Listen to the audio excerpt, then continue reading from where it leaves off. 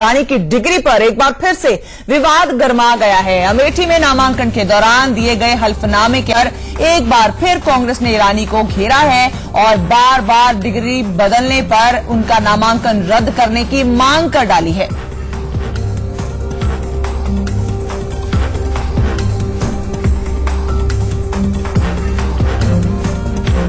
तो स्मृति ईरानी की डिग्री पर एक बार फिर से विवाद गहरा गया है।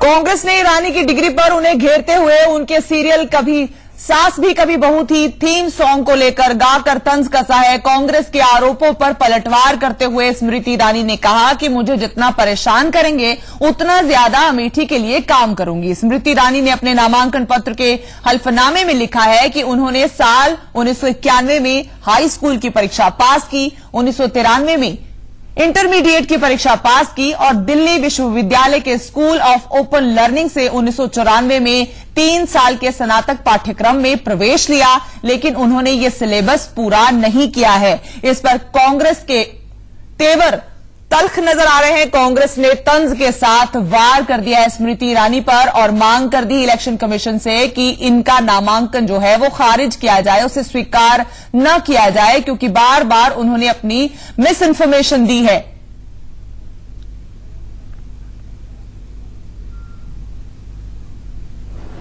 क्योंकि मंत्री भी कभी ग्रेजुएट थी और उसका ओपनिंग लाइन में बताती हूं क्या होगा। क्वालिफिकेशन के भी रूप बदलते हैं, नए नए सांचे में ढलते हैं। एक डिग्री आती है, एक डिग्री जाती है, बनते एफिडेविट नए हैं।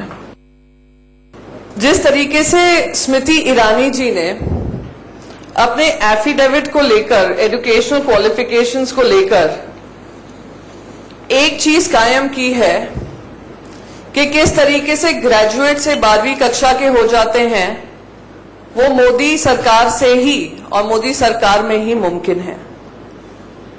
शुरुआत में उनकी 2004 की डिग्री से करना चाहती हूं, एफिडेविट से करना चाहती हूं, जो उन्होंने फाइल की थी, जहां पे वो बीए थी।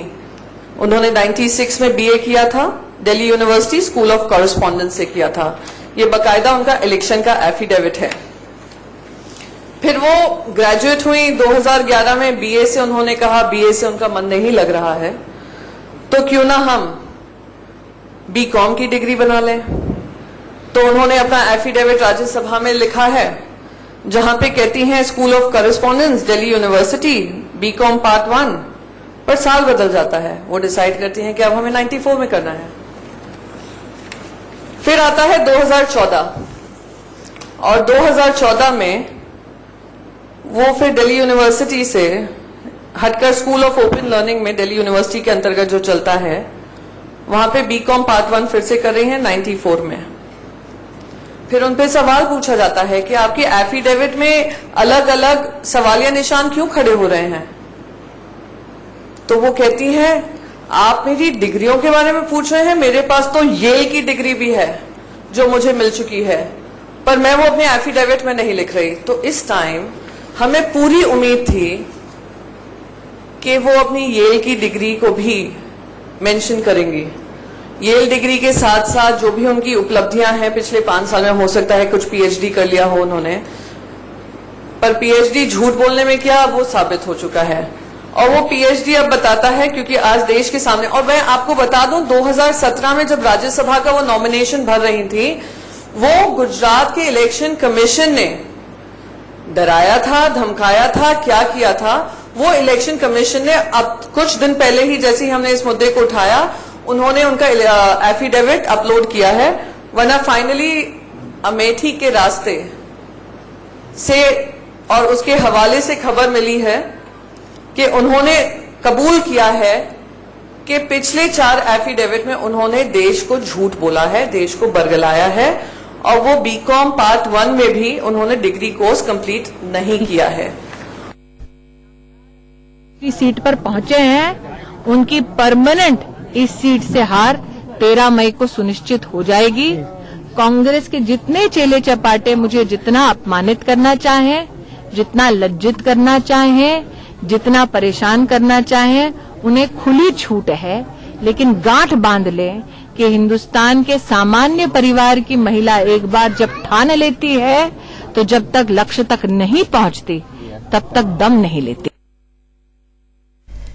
इसी खबर पर ज्यादा जानकारी के साथ मेरे सहयोगी विजय मिश्रा मेरे साथ जुड़ रहे हैं। विजय मिश्रा, आपसे सीधे सीधे जानना चाहूंगी कि स्मृति ईरानी ने इस पे बहुत कुछ कहा, लेकिन जो सवाल कांग्रेस की तरफ से उठाए गए हैं उस पर कोई प्रतिक्रिया नहीं दी है। ये जरूर कह दिया है कि मैं और मेरे वोटर इलेक्शन के बाद ये प्रूव कर देंगे कि मैं उनके लिए कितना समर्पित हूं। बिल्कुल सही कहा आपने कि यहाँ पर उस पूरे सवाल का जवाब नहीं दिया और शायद उनके पास इस पूरे सवाल का जवाब भी नहीं है, क्योंकि कुछ चीजें लिखित में उन्होंने इससे पहले दे चुकी हैं, चाहे राज्यसभा इलेक्शन रहा हो या फिर लोकसभा इलेक्शन रहा हो।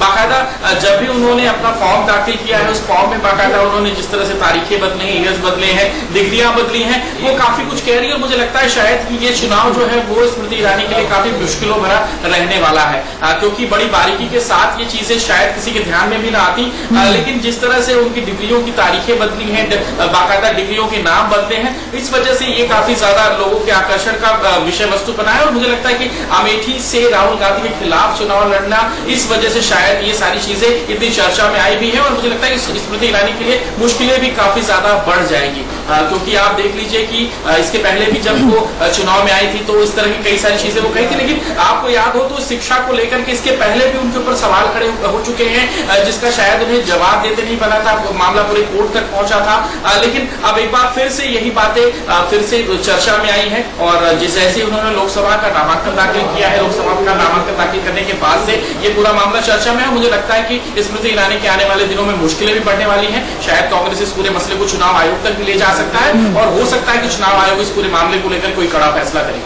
विजय, इस पे एक आम इंसान के पर्सपेक्टिव से ये समझना चाहेंगे, हमारे दर्शकों के पर्सपेक्टिव से ये समझा दीजिए कि एफिडेविट एक ऐसा डॉक्यूमेंट है जिसमें अगर हम कुछ गलत बयानी करते हैं तो हम भी अकाउंटेबल होते हैं उसके लिए।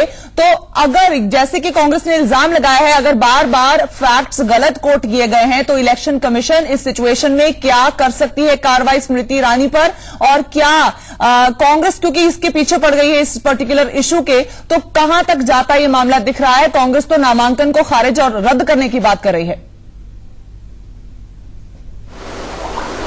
बिल्कुल सही कहा आपने, क्योंकि एफिडेविट का जो एक हिंदी स्वरूप होता है उसको शपथ पत्र कहते हैं और ये कानूनी रूप होता है। आप जब भी कोर्ट में या कोर्ट से जुड़े हुए किसी भी मैटर्स में आप इन्वॉल्व होते हैं, चाहे आपको गवाही देनी हो या फिर अपने कोई भी लीगल पेपर जमा करने हो, तो रिटर्न में आपको शपथ पत्र देना पड़ता है। और अगर ओरली आप कोई बयान दे रहे होते हैं तो आपको शपथ लेनी पड़ती है और वो काफी ज्यादा मायने रखता है और कोर्ट इस पूरे मसले को काफी गंभीरता से लेता भी है। तो ये एक शपथ पत्र है जो कि उन्होंने दाखिल किया था इसके पहले, या तो पहले वाला शपथ पत्र झूठा था या फिर अब वाला शपथ पत्र झूठा है। और जो भी शपथ पत्र झूठा माना जाएगा उसके तहत ये कार्रवाई जो है वो सुनिश्चित की जाती है। अब जाहिर है कि इस पूरे मसले को लेकर के इलेक्शन कमीशन किन नियमों को ध्यान में रखता है, क्योंकि इस बार जो उन्होंने दाखिल किया है अपना शपथ पत्र, उसमें शायद उनके पेपर सारे सही हैं, लेकिन इसके पहले का जो शपथ पत्र था वो झूठा था, उस पर शायद कोई कानूनी मामला बन रहा है। लेकिन निर्वाचन आयोग इन दोनों ही मसलों को बड़ी ही बारीकी से देख सकता है और कांग्रेस अपना कानूनी राय इस पर किस तरह से लेती है, शायद ये इस देरी की वजह, क्योंकि कल नामांकन जिस तरह से दाखिल हुआ उसके बाद कांग्रेस को प्रेस कॉन्फ्रेंस करनी पड़ रही है और अभी तक कांग्रेस जो है वो इस पूरे मामले को लेकर के निर्वाचन आयोग तक भी नहीं गया। तो मुझे लग रहा है कि वो भी बारीकी से जांच कर रहा है इस पूरे मसले को कि वो क्या करे इस पूरे मामले को लेकर के, क्योंकि अगर वो इस बार के एक बात अगर आप क्विकली बता पाएं कि कांग्रेस क्या शिकायत लेके जाएगा तभी इस पे कार्रवाई होगी? क्या इलेक्शन कमीशन खुद से इसका संज्ञान नहीं ले सकता? देखिए, मुझे लगता नहीं कि इलेक्शन कमीशन इस पूरे मसले को खुद से संज्ञान में लेगा, क्योंकि इलेक्शन कमीशन या कोर्ट का मानना है कि टीवी या न्यूज़पेपर पे चलने वाली जो भी न्यूज है उसको वो सही तब मानेगा जब उसके ऊपर उसके पास सही तथ्य पहुंचेंगे, वो पेपर्स पहुंचेंगे। लेकिन जिस तरह से पूरा मसला सामने आया है इस पे सुमोटो भी निर्वाचन आयोग ले सकता है, क्योंकि इनके पिछले जो भी शपथ पत्र या जो भी नामांकन पेपर्स थे उसको चेक किया जा सकता है और इस बार के नामांकन पेपर्स को भी चेक करके मामला सुमोटो भी लिया जा सकता है। लेकिन ज्यादातर आशा यही है कि शायद इस पूरे मसले पर कांग्रेस शिकायत कर सकती है, लेकिन कानूनी या विधिक राय का वो इंतजार कर रही है और उसके बाद वो मुझे लगता है कि निर्वाचन आयोग या फिर वो सीधे हाईकोर्ट या सुप्रीम कोर्ट का रुख करने के मूड में दिख रही है। चलिए विजय, आप मेरे साथ बने रहिए।